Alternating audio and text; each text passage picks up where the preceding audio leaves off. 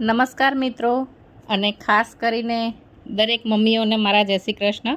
આજે હું તમને લોકોને એક એવો હાઈ પ્રોટીન લાડુ શીખવાડવાની છું કે જેમાં એક સિક્રેટ ઇન્ગ્રીડિયન્ટ પણ છે અને આ એક વસ્તુ લાડુનો ટેસ્ટ પણ સરસ બનાવશે અને એને પૌષ્ટિક પણ બનાવશે। ખજૂર, તલ, અળસી, પીનટ્સ અને ડ્રાયફ્રૂટથી બનેલા ખાસ લાડુ બાળકો માટે અને મહિલાઓ માટે જે વર્કિંગ છે, નોન વર્કિંગ છે પણ પ્રોટીનની કમીના કારણે હંમેશા થાકેલા રહે છે। તો ચલો આજે હું તમારી સાથે શેર કરવા જઈ રહી છું એકદમ હાઈ પ્રોટીન લાડુની રેસીપી। એના માટે મેં સૌથી પહેલાં મખાના લઈ લીધેલા છે અને એને ડ્રાય રોસ્ટ કરી નાખેલા છે। મખાનાને આપણે કડક થાય અને ભૂકો થઈ જાય ત્યાં સુધી શેકવાના છે। ત્યારબાદ આપણે એ જ કડાઈમાં અડધી વાડકી સિંગદાણા લઈશું, પછી આપણે બદામ લઈશું અને બદામને પણ આપણે સહેજ રોસ્ટ કરવાની છે। આ બધી વસ્તુને આપણે 1 થી 2 મિનિટ માટે રોસ્ટ કરીશું કે જેથી એ કડક થઈ જાય અને દળવામાં બિલકુલ મુશ્કેલી પડે નહીં। ત્યારબાદ અડધી વાડકી મેં કાજુ પણ લઈ લીધેલા છે અને સહેજ થોડાક અખરોટ લઈ લીધેલા છે।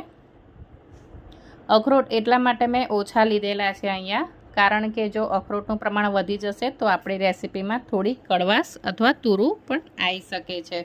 હવે આ બધી વસ્તુને મેં ઠરી જાય એટલે દળી નાખેલી છે।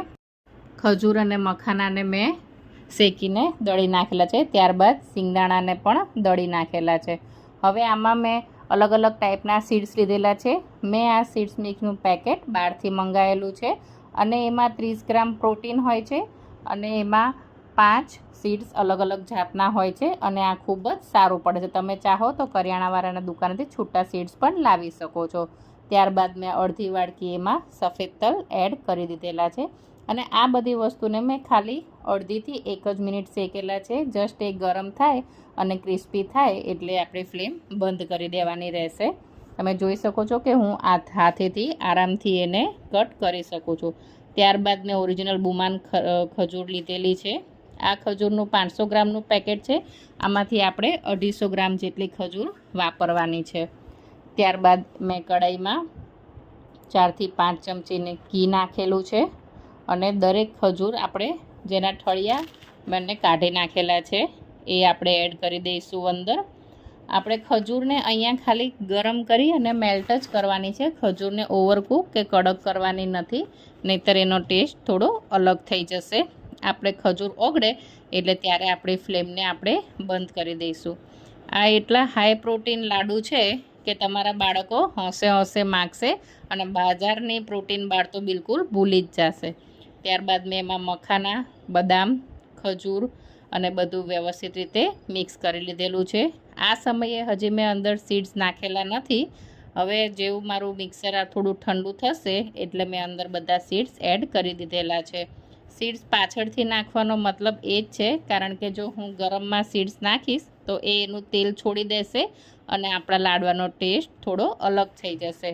પણ જો તમે આવી રીતે સીડ્સ સાવ થોડુંક ઠંડુ થઈ ગયા પછી એડ કરશો તો સીડ્સનો ટેસ્ટ પણ સરસ લાગશે અને આપણા લાડવાનો ટેસ્ટ બિલકુલ ફરશે નહીં।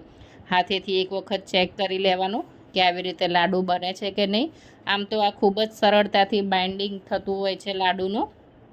જો તમને કશું આમાં ઓછું લાગે તો તમે 2 થી 3 ચમચી ઘી પણ એડ કરી શકો છો। હવે મિક્સર મારું થોડુંક ઠંડુ પડ્યું એટલે મેં એને બીજા વાસણમાં ટ્રાન્સફર કરી અને હાથેથી બરોબર મસળી લીધેલું છે। તમે જોઈ શકો છો કે ઘીની ક્વોન્ટિટી પણ મારા બેટરમાં એકદમ બરોબર છે અને હવે આ છે આપણું એક સિક્રેટ ઇન્ગ્રીડિયન્ટ જેના કારણે બાળકો આને વારે વારે ખાવા માગશે। આ છે નટેલા, જે મેં 2 થી 2.5 ચમચી અંદર એડ કરેલું છે, જેને કારણે મારા લાડુનો ટેસ્ટ સરસ લાગશે અને એનો કલર પણ સરસ લાગશે। અને બાળકોને હંમેશા ચોકલેટવાળું થોડું ભાવતું હોય છે એટલે આ વર્ઝનમાં મેં થોડી અંદર ચોકલેટ એડ કરેલી છે। તમે ચાહો તો આમાં કોકો પાવડર પણ નાખી શકો છો અને ચાહો તો બિલકુલ ચોકલેટને સ્કીપ પણ કરી શકો છો। હવે મેં લાડુ બનાવવાની શરૂઆત કરી દીધેલી છે અને હાથમાં થોડું પ્રેશર આપી અને આપણે લાડુ બનાવી લઈશું। આ લાડુ ખાવામાં પણ એટલા બધા સોફ્ટ બને છે કે તમે કદાચ મોટી ઉંમરના માણસો પણ ખાશે તો પણ એ આરામથી ચાવી શકશે। આવી જ રીતે મેં મારા દરેક લાડુ તૈયાર કરી લીધેલા છે। જો તમને મારી રેસીપી પસંદ પડી હોય તો પ્લીઝ મારી ચેનલને લાઇક, શેર, સબસ્ક્રાઈબ કરજો। Thank you.